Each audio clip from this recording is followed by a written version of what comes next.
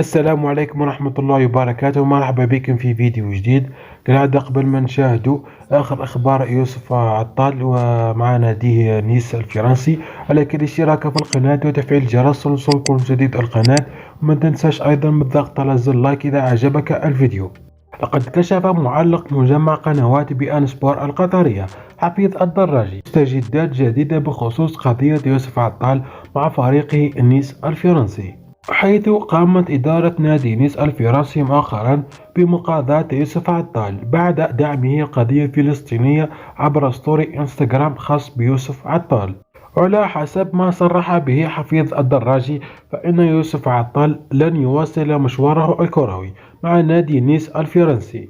كما قال أيضا حفيظ الدراجي بأن يوسف عطال محل اهتمام ناديان عربيان بصفقة النجم الدولي الجزائري خلال فترة الانتقالات الشتوية القادمة، وإن كل من نادي الأهلي السعودي الذي يلعب فيه النجم الجزائري رياض محرز ونادي القطري يتسابقون من أجل حسم صفقة اللاعب البالغ من العمر 28 عاما خلال الميركاتو الشتوي القادم.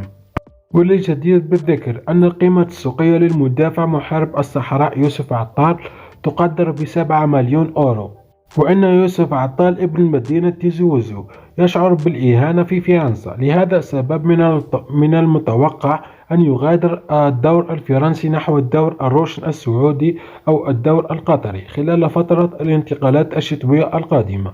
كان هذا كل شيء في هذا الفيديو. ما رأيكم في انتقال الدولي الجزائري يوسف عطال إلى نادي سعودي أو قطري